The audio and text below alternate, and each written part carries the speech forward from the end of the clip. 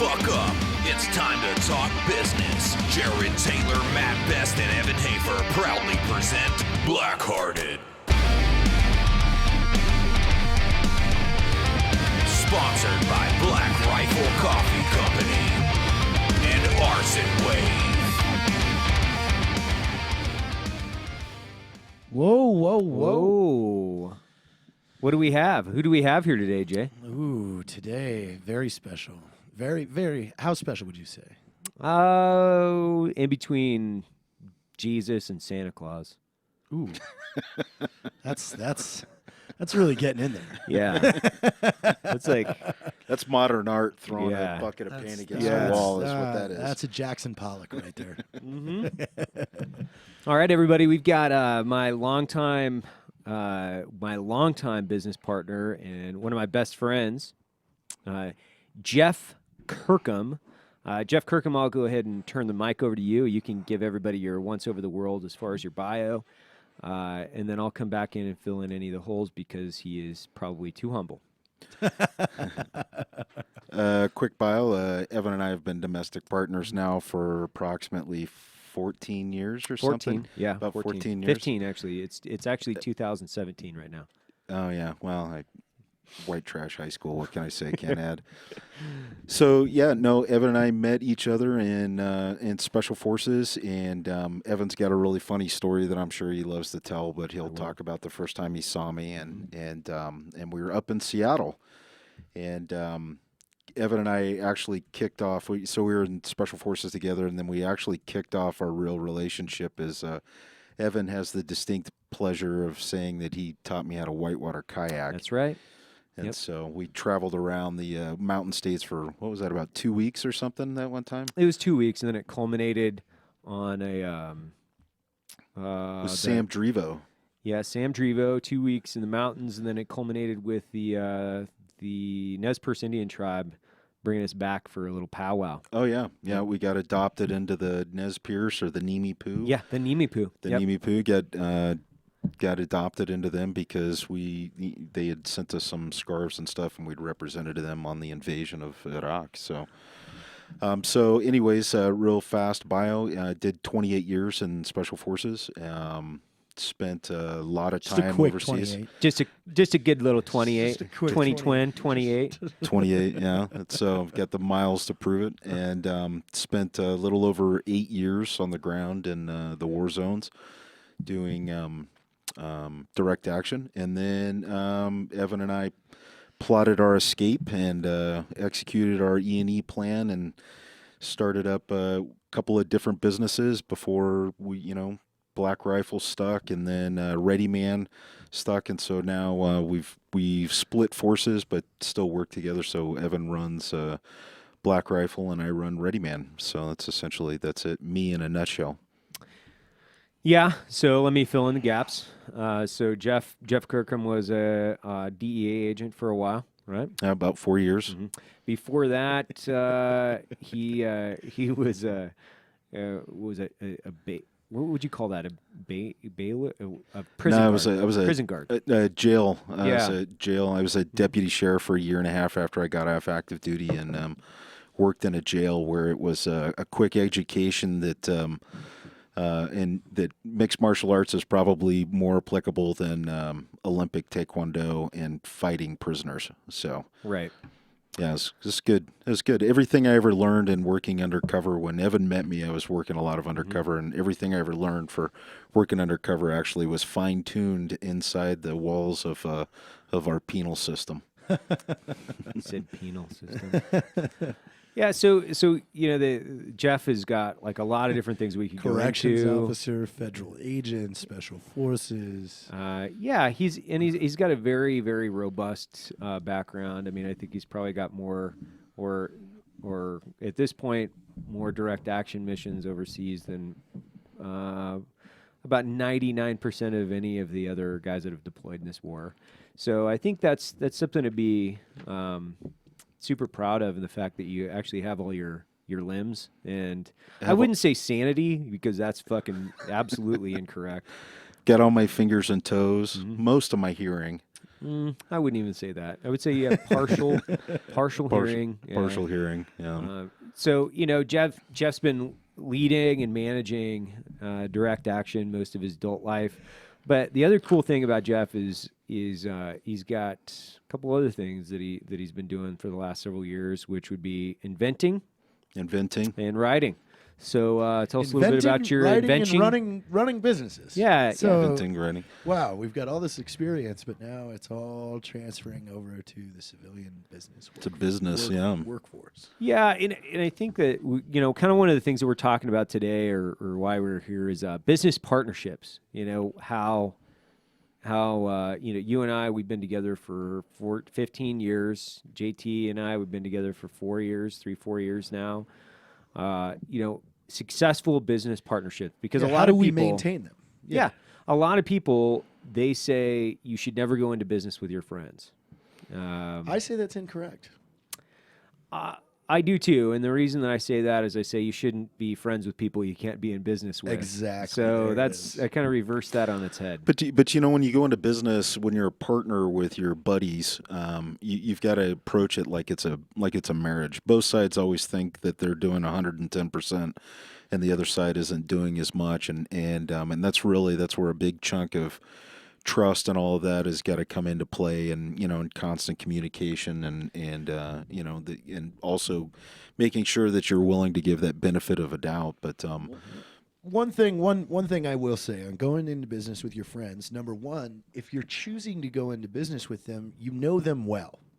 You know them. It's why I have a lot of buddies that are like, "Why haven't you hired me yet?" Well, because I know you're I know you're a skirting motherfucker, so I'm not going to pay you my money to do do work for me, because I know I'm not going to get the product I want out of it, and then you're going to hate me. So that's where that falls into don't do business with your friends. But if you're going to go into business with your friends, you're choosing the ones that not only have your best interests always put first, or put equally at least. Right. And you have somebody that you can trust, and you have somebody that their work ethic and their personality in and out. Well, and I think when you look at the entrepreneurial endeavors that we've been up to for the last few years, there's moments of ups and downs, and there's actually some pretty drastic ups, and can be some pretty drastic downs, and so. And that's where the partnership really comes into play. Like at the moment that I'm getting ready to go postal, then I've got Evan to talk me down, and then vice versa when he's screaming on the phone at somebody that they're a bag of shit, and I can go, hey, dude, let's not burn any bridges here. I think we should what we should do is to divide this into two categories here. Right. You have the category of business partnerships in the essence of, I am going to own a business with shared equity with somebody. That's one. Of course. And then the second one is I have somebody that's requesting to come into a business relationship to where we both have mutual benefits. How do you choose those? So let's start with the first one. We're going to share. We have guys that we are no kidding. Like I always joke, with my wife, where when she says about how much time I spend with you or Matt, I'm like, well, contractually, I am more married to them than I am in a marriage. And that's just fact. That's just fact. I am stuck with these guys forever until these businesses dissolve, and there's no arguing or fighting your way out of that. So let's go with equity share. You're going into business. You are out there, and you are thinking about taking the plunge and doing something, and you've got a friend or somebody, what are some things to consider in the beginning?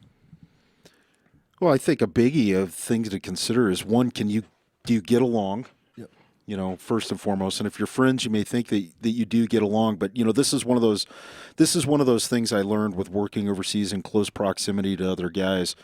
Was I have my friends that I love and hold dear, but I'll never do business with them. Mm-hmm. Like my mom, I love my mom to death. I'm never going into business with my mom. Then I have work associates that I love working with, but they are not my friends. We'd finish work and maybe have a beer, and it's like, okay, cool, see you tomorrow. And then we'd all, go our separate ways. And then there's the very rare cases of where you have a friend that you can also work with. And that's probably why Evan and I gravitated to each other, is because we were friends first, and then we ended up gravitating to each other based off of, probably based off of strengths and weaknesses. He brings something to the table that I don't have, and vice versa. And so that's where I'd say, when you start talking about equity, make sure that the person, that your friend that you're bringing in, is, one, somebody that you can get along with, and then two, you've got to make sure that they're bringing something to the pot, because what you don't want is dead weight. Exactly. And they may be a great worker, they may have great skills, but if it's something outside of their paradigm, then that they just can't help with, then all of a sudden they're really not helping, and that's where some animosity can start growing. Well, I think we need to let's talk about some personality traits to look for. Number one, I think the biggest one that could tank your business is ego. Oh, absolutely. Oh, without a doubt. And that's the first test. Like, if you have a buddy because ego could create friction between partners, and it could what it could do is create a sinking ship if they go public with certain information or things like that. Like, that is one of those things I think is number one to consider when choosing an equity partner. Is you have to make sure that the second things either get successful or get bad, they aren't going to go nuclear on claiming I'm the sole person that did all this, and you guys didn't do anything, or I'm not the reason that this thing failed. You guys are all fucked up. Yeah, I think chiming in on this, which be, your friends have the ability to kind of run this assessment while you're friends with somebody, right? And when you look at your business partners, the skills that they bring to the table, so just the skills, and your business will go through several different periods. It's just like team building. You have the storming. And it'll go through, because you might need that guy. Like, here's a great example, right? So you might need a great photographer and content creator in the beginning of your business, because you need product stills and you don't have a fucking clue how to do photos, right? That doesn't mean they're an equity partner. No. Because that doesn't mean that you want to transition from startup all the way through with somebody that's just basically a friend of yours that's a product stills guy. Yeah. And what you have to think of is, you have to think of your business in time frame of, do I want this guy 3, 5, 10 years down the road part of my business that's sitting at the big boy table making decisions? Yeah. So do they have the ability to problem solve? Do they have the ability to adapt? Do they have the ability to grow? That was going to be my next point one too, big thing on that you need to properly value what it is that you're and whoever else the partners are bringing to the table. So, and what I mean by that is, if you're coming to the table with all the ideas and all the intellectual property, and then you're bringing your buddy in to just do such and such, that doesn't constitute a 50-50 split.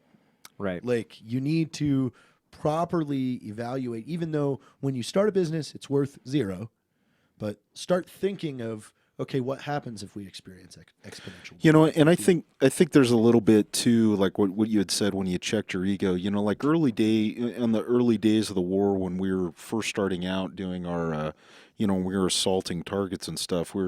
The crew that I was made up with was top echelon special operations guys.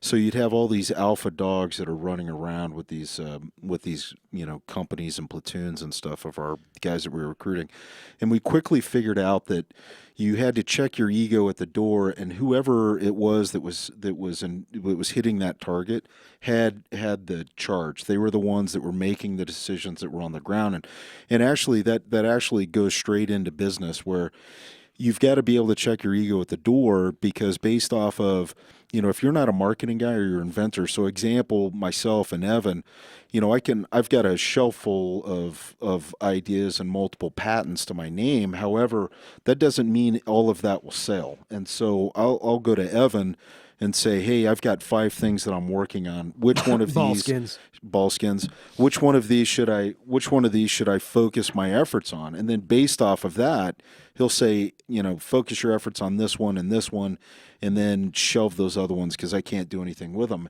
One of the ones, and that's where that ego's got to get checked, because one of those ones that's getting shelved you may think that's the greatest idea since sliced bread, but you have to develop out, because it's that multifaceted area. If you look at business, I mean, it's very multi-dimensional, and it's like you could have the greatest product in the world, but if nobody can market it, then guess what? It sits on the shelf. That's what I've always said. I've always said there's no such thing as $1 million idea, because to know what it takes to get things across the finish line, it is that there's a million processes after you spit that idea out that you have to go through. Now, one thing here's the thing about the ego is looking at it in the military situation and looking at it in the business situation. It never wins.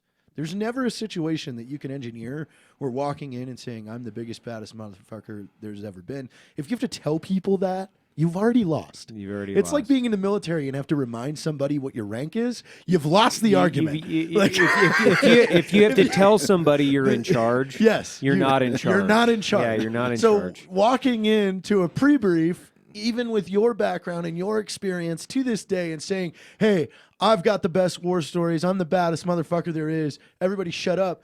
Nobody in that room's going to go, I really respect that guy. Yeah, nobody. It's the opposite. When you walk in quiet, collected, and you're saying very smart and to the point things, everybody starts questioning, oh, who is that? Well, then somebody else is going to tell them, oh, that's Jeff Kirkham. And then it's like, ooh. Well, that's like Evan likes to say is, don't tell me, show me. And so that's where, going back to the equity, and one thing that we found that's interesting in business is the number of people that can take stuff to the finish line is very small. So you may be starting a business based off of you're a whiz bang guy in marketing and stuff, and you have a really good buddy that you want to bring in as a partner who doesn't really have any skills, but that guy will beat that dog and take it to the finish line. We'll learn it. If he doesn't know it, we'll learn it. He'll learn it, but he'll make sure that project gets finished. And I would say that out of all of the skills that you can have in business, just taking something to the finish is has got to be, I would argue, one of the most valuable skills somebody can have. I would talk about a recent experience with us. We hired an SF guy that we put him in charge of a program in an industry that he's never been in. Nope. And in less than 2 weeks, he started talking to us like he had been doing this for 25 years because he just went and learned. And he tracked guys down, he tracked experts down on his own accord, and he became an expert just because that was his task. That's honestly, like, when we talk about business partners, being able to take things across the finish line and make unilateral, smart decisions, right? So it's not just the fact that this person, whoever this person might be, it's not the fact they might bring some type of intellectual capital to the business arrangement. It's the longevity of the partner and whether or not they can really tackle complex problems and drive things across the line. Those are really, really big things. And be worth that equity. Yeah. That's the biggest thing. Because you've got a ton of guys out there, and they can pontificate and write, and they can do a bunch of shit. And when I say that, it's fucking hot air. If you can't do anything but write and pontificate, Socrates was fucking fake awesome. Work. That comes down to fake work. But he never created anything, right? So what you need to do is take things across the line that are going to create capital, because what you're trying to do is build something that will allow you economic stability or emancipate yourself from, let's say, in the veteran community, you're trying to emancipate yourself from government service. You might be looking for a business partner, and maybe that guy's a prior mill guy, right? Well, Nate is a really good example of that. He's a former 18 Delta. I know from working with him, we deployed to the Philippines together a few years ago, that guy can make really smart unilateral decisions, and the best thing about it is that he's internally motivated. I don't have to stand on his neck. And you know what? He's done so well in the last 30 days. What was offered to him? When he when he first came back, or equity? No, What do you mean? equity. Yeah, of course. And this is what we do from my perspective. I do this a lot, which is I give people the opportunity. So I just tee them up, and I give them a mission, just a mission statement. That's all it is. It's And I'm broad. like, you fill in the gaps, and then as you start to fill in the gaps with this mission statement, you're either the right guy that can do this because all I've given you is a mission statement, and then you might come back to me a couple times and ask a few questions. But ultimately, what I see is like, if you can take that mission statement and create something better than what I envisioned, you're the fucking right guy. Yes, right? and we want to keep you. We want Yes, you to you're still the be in fucking our right room. guy. Like, Yep. perfect example too is the vice president of Article 15, Zach Bucklew. Like I was his instructor when he went through tech school. Yeah. He followed me to the base that I was on, and then he potentially was in charge of me and Cody, two partners in Art 15. But he was so good at what he did, I knew then I wanted to stay around him. I wanted him to constantly be in my circle.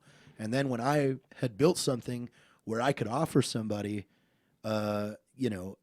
equity and a job, like I sucked him up as fast as possible just to keep him at the table. And now 4 years down the road where we're at, where we're bringing him into another venture saying, look, we have this guy that's vetted. We know he's good. You're now coming in on this too. Well, Yeah, and it turns into this cyclical thing is because there's always, it's like we said is like these guys that are, with trepidation getting out of government service because they're worried if they're going to be able to make it. And the reality is there's so much opportunity. Like if we had a nickel for every time somebody tried to bring opportunity to us, we'd be rich off of nickels alone. And so that's where, there's so much opportunity out there, but you've just got to be able to, you do, I'm a firm believer, and you need a team because it takes a team effort. You have your strengths and your weaknesses, and you fill in those weaknesses with other people who have their strengths. And then two, you've got to be able to, the world is full of people who won't even try. And so you got to get out there. You got to try. You got to get your butt off the couch and try and just keep pushing that thing down the field until you succeed, the chopping a tree with an axe. It's just one swing at a time. Well, in respect, right? So, kind of coming back to that, the principles in which you're looking for, like the premise of any relationship is respect. And, you can respect somebody and not want to work with them. You can respect the way that they work. You can respect them. The foundation of like you, me, JT, Matt, everybody that we've been involved with in the last couple of years, we've had a few business partners that are no longer business partners with us. And we, when we look at that past and we say, okay, we've rotated them out, and ultimately, some of these guys were like, they were hard workers, but they had way too much ego. Yeah. And or a diabolically different vision create- of the way things should go. Creating problems where there are no problems. Creating problems. It's time. Everything comes down to time when you're doing a startup. it- And you can't be wasting time on just needless, worthless Right. bullshit. Like, and I guess that's where like I've learned this in the last few years with you guys is that there's not been one time where I've thought one of you guys is making the wrong decision for the company or doing something that's directly contradictory to our overall vision. Like there's never been a time where I've doubted, okay, well, this person doesn't have the best interest of the company at heart. Whereas we have had business partners in the past where their ego gets in the way of progression. When we look at like progress, especially in a startup and the velocity of a startup, if you start blocking the progress with your own ego because you haven't taken charge of that project, it really inhibits the growth. and then you want to keep reminding everybody of how much money you I'm- could make somewhere else, Yeah. or what you used to do, and you're still like- just staring like- at them like, yeah, but you're Yeah. not doing that here. Well, and the thing of it is, Or go. Yeah, fine, go back Go. to that because Go- I don't go need back. to keep hearing that every time I say, "Why didn't you get this done?" Well, I could be making more money. Well, the first year at BlackRifle, hell, I could have made more money working at McDonald's. I didn't make any fucking money. So, yeah, that's Well, not the point. But look- now it's like when you look at what we've accomplished in the last 2 years, we've created an ecosystem that we control. So we can open the door and let people in. We can shut it and keep people out. Kick them out. Yeah, or you can kick them out. And the beauty of that is we don't have to deal with those fucking people anymore. We just don't have to do with it. Yeah. We don't have to sacrifice. It's a breath of fresh air coming from government work, where you're like, oh my God, I'm Yes. stuck with this guy You're for 2 stuck with fucking somebody years. and- Well, let's switch. So we covered the equity piece. Now, how do we decide who we're going to have business relationships with? You know our methods. Well, it's like it's like tell me and then show me, and then ultimately it's yeah, you can show, but if you don't get along with those people, We spend a weekend with people first. And is you've generally what got we to do. accept there's going to be a lot of failure too. I mean, you're going to try. What did Jay call it? Launching canoes or something. You're gonna launch a lot of exploratory Lewis and Clark canoes, and not all of them are going to work out. Some of them are going to sink. Some of them are going to get lost. Some of them, and so when you start these exploratory measures, you've got to be willing to go, hey, you know what? That didn't work. Next. Well, I would say our selection process is a social weekend. Like Right. somebody approaches us and says, I want to do business with you. We invite them out and we hang out with them for a weekend. Right. We drink, we see, and we watch them. Hey, after it's over, we all talk. Hey, did you feel that guy? Did you like him? Do you respect him? Did he carry himself well when he got hammered? Was he annoying? Well, because if you start out the first hour with somebody and you can't stand him, then don't get into business with him. Yeah, don't get into business with them. Because you're not going to be able to stand him when you're no when matter you're- how good that end of the road paycheck you think looks, Yeah, because the road is fraught with pit holes and misery if Yeah. you do that. Well, Jeff and I started a business. We had great funding. We had all the opportunity in the world. It looked like a fantastic opportunity tech-wise. But the people we were dealing with, like, it's a great example. They weren't a good match culturally. They weren't a good match, like, all the way around. They just were not a good match.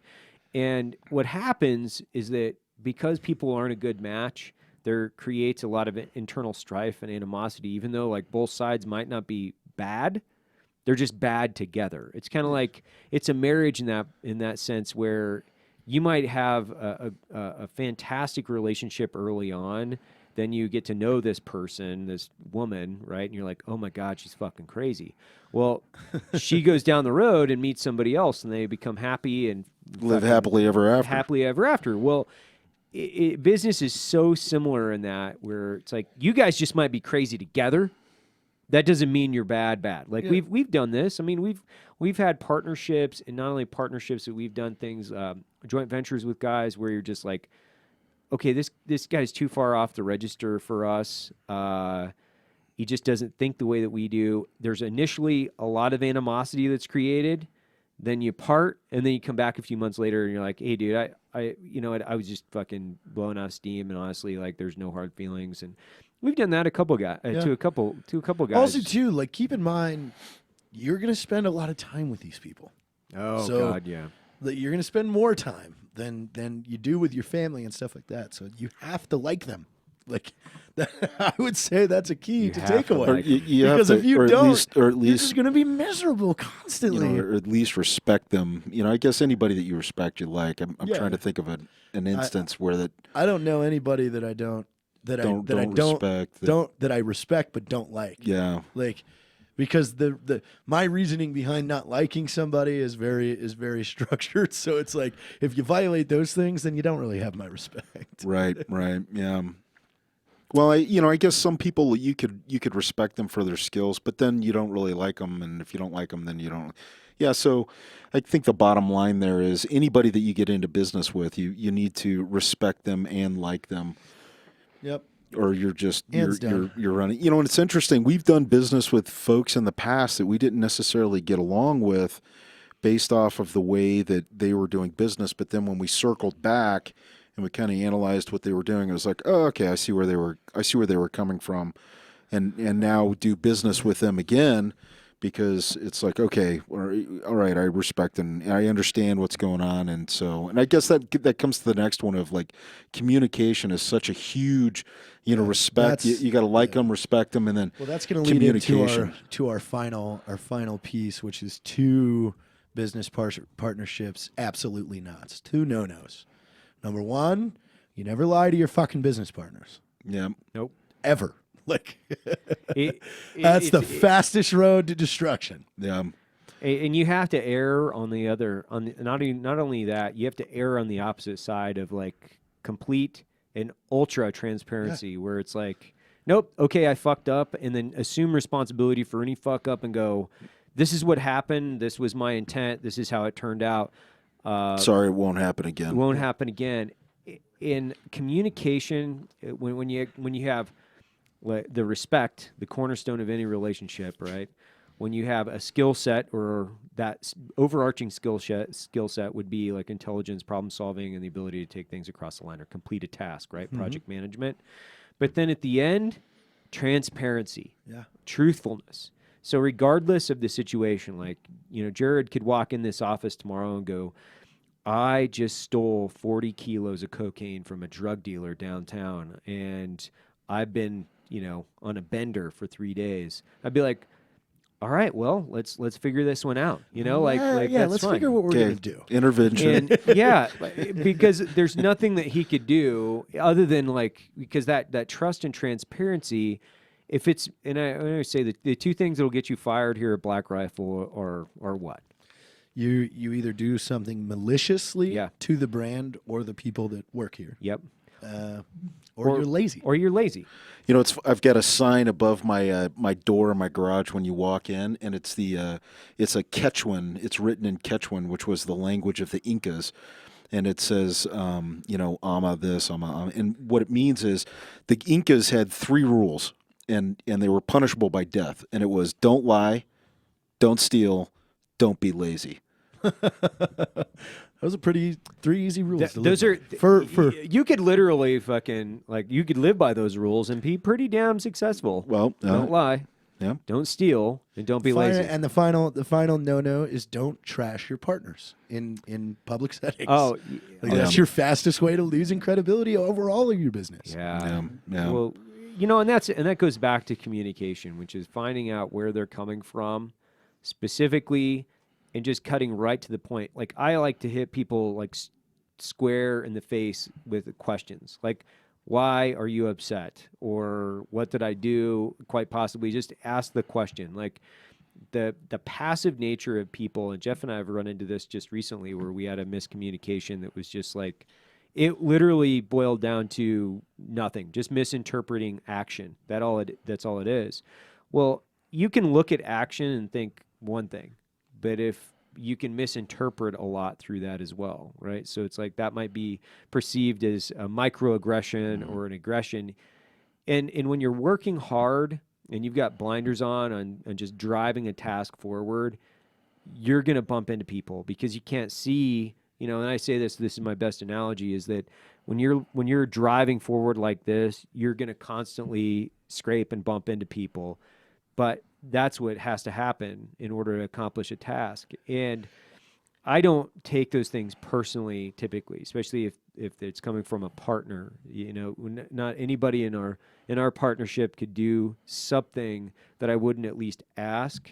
And then eventually, because we know each other so well, there's no way you guys would do something that would be malicious. If you're doing that, you're trashing yourself. And you're trashing a future, because you never know. You might be mad that moment that you're at the cocktail party at SHOT Show or something, and somebody asks, oh, how's it going with your company? Oh, I fucking hate my partner, blah, blah, blah, blah, blah. Well, you never know when you resolved whatever issue you were mad about, and then you're going back to that person to do business with, and they're like, you guys have a rocky relationship with your business partners. We're just going to stay out of that. Oh, and do not show your cards. Ever. If you have a problem with a partner, yes, it goes straight to the partner. Show them to the partner. Yes. Don't show them to never show them to other public. people. As Rob says, do not let other people see Superman bleed. And partners, if you cough up a weakness, and that to include complaining about other partners around staff or other people, 1, it makes you look bad. 2, it makes your partner look bad. That is a lose all the fucking way around. Yep. And it can't end well. It will not end well. It's never. Like I said, if you're trashing your partner, you're trashing yourself. Yep.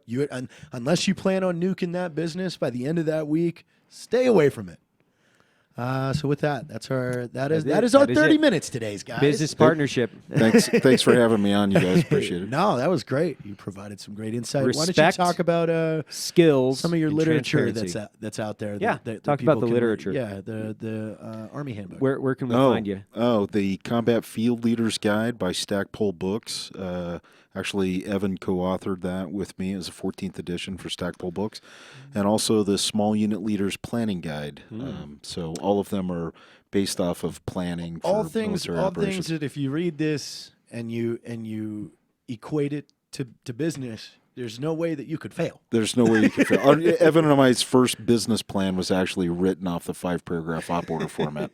We were told it was one of the best business plans this investor had ever seen. So That is awesome. can't go wrong. Well, cool. Hey, for that, Evan Hafer, Jeff Kirkham, and JT, we are out of here. Black Rifle Coffee Company, along with Arson Wave, would like to thank you for tuning in to Blackhearted. Have a great fucking